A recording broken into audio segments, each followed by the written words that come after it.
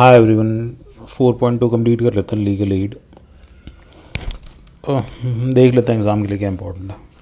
Context क्या दे रखा है, पार्लियामेंट्री स्टैंडिंग कमेटी ने कुछ स्पेसिफिक कुछ रिपोर्ट वगैरह दी है उस पर। सच किसी काम का नहीं है कंटेक्स्ट। आई क्या लीगल एड मेनली क्या होता है, मतलब ये लीगल सर्विसेज होती है तो जो लेस एम्पावर्ड पीपल होता हैं, गरीब होता है, डिसेबल्ड होता है, ट्रांसजेंडर्स होता है, ओल्ड पीपल होता है, उनके लिए लीगल एड भारत में है। ठीक है कि उनको मतलब जुडिशरी लीगल सर्विसेज एक्सेसिबल हो, सीधे सीधे शब्दों में। Legal aid in India Bharat में कहाँ से आता है? 1987 का ना हमारा लॉ है, लीगल सर्विसेज अथॉरिटीज़ एक्ट। इसके अंदर ही हमारी ये तीनों बनी हुई हैं, नालसा, सालसा और डालसा। ठीक है, मतलब सिंपल सा फंडा किया है कि तीनों लेवल पर, नेशनल लेवल पे, स्टेट लेवल पे, डिस्ट्रिक्ट लेवल पे लीगल सर्विसेज अथॉरिटी बनेगी। ठीक है, तो 3 टायर का मैकेनिज्म है जो एग्जिस्ट करता है। ये पहली चीज़ होगी। दूसरी, लोक अदालत एग्जिस्ट करती है। लोक अदालत का काम क्या होता है? ये as an alternate dispute resolution के मैकेनिज्म की तरह काम करती है। मतलब या तो जुडिशरी में अगर कोई केस ऑलरेडी अटका हुआ हो, पहली चीज़, या तो जुडिशरी में जाने के पहले प्री लिटिगेशन जिसे कहता है।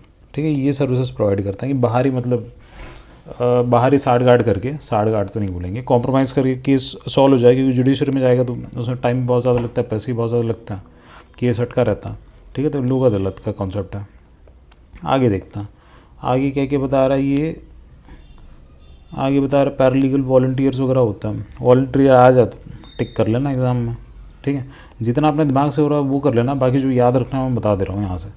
आई क्या है, सुप्रीम कोर्ट की लीगल सर्विस की कुछ कमेटी होती होगी भाई, कोई कमेटी हमारे लिए किसी काम की नहीं है। ठीक है, इसमें कौन होता कौन नहीं होता किसी काम का नहीं है हमारा। आगे देखते हैं, डिज़ाइनिंग इनोवेशन कोई दिशा करके कोई स्कीम शुरू की है जुडिशरी की। दिशा जुडिशरी याद रखना, जुडिशरी से रिलेटेड कोई स्कीम है। आगे क्या, न्याय बंधु वगैरह कुछ कॉन्सेप्ट शुरू किए गए थे। प्रो बोनो सूट्स में आता था ना, pro bono cases, free fund में जो केसेस सॉल्व करना होता है उनको लेने होता है। टेली लॉ, लीगैलिटी, ये सब नहीं करोगे चल जाएगा, किसी काम का नहीं है। ठीक है, न्याय मित्र स्कीम आई थी 2017 में आई थी। ये क्या, डिस्ट्रिक्ट जुडिशरी में 10 साल से जो ज़्यादा केस चल रहा है उनको सॉल्व करने के लिए न्याय मित्र काम करेंगे। न्याय मित्र नाम से ही पता चल रहा है जुडिशरी से रिलेटेड कुछ है, और ये लोग जुडिशियल असिस्टेंस प्रोवाइड करेंगे।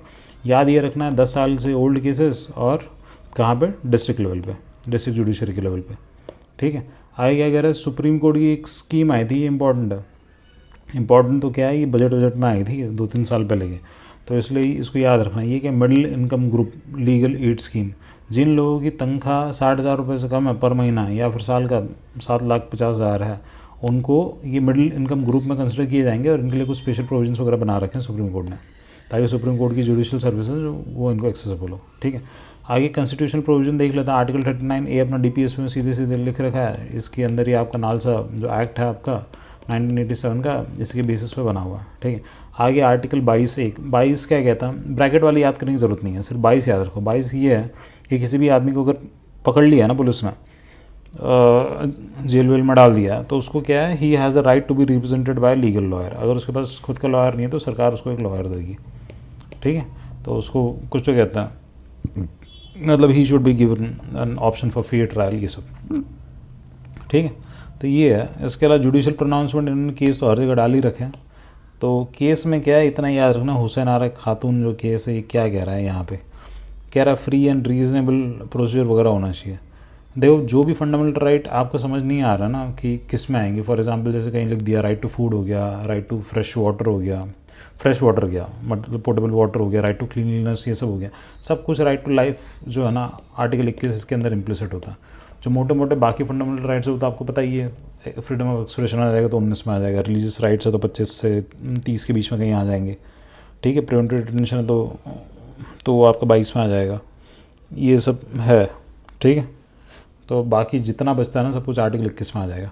तो लीगल एड में ऐसा और कुछ कंटेंट है नहीं, इतना इंपॉर्टेंट है।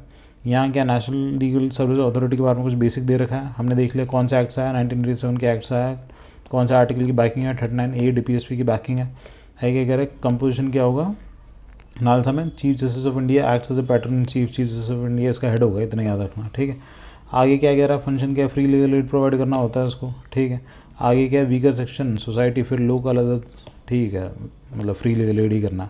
आगे एलिजिबल लिटिगेंट्स, इस पर यूपीएससी ने एक बार क्वेश्चन पूछ रखा है। ठीक है, सारे मतलब वीकर सेक्शन में सारे आ जाएंगे। इसमें क्या लिखा है, वुमन लिखा है, चिल्ड्रन लिखा है, ट्राइबल्स लिखा है, industrial workman, person with disability, custody, I a person with an annual income of less than amount prescribed by the government respect to state government, state government के अंदर जितना बोल रखा है उससे कम, ठीक है। और can less than 5 lakh, state government की कुछ लिमिट है, उससे कम पैसा होगा तो हो जाएगा।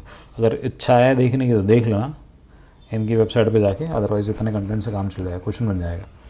तो एंड करते हैं इस लीगल एड वाले फंडे को, मिलता है नेक्स्ट वाले पे। नेक्स्ट वाला क्या है, मीडिएशन एक्ट करके कुछ है, कर लेंगे उसको भी ख़त्म कर लेंगे। चलो एंड करते हैं सब।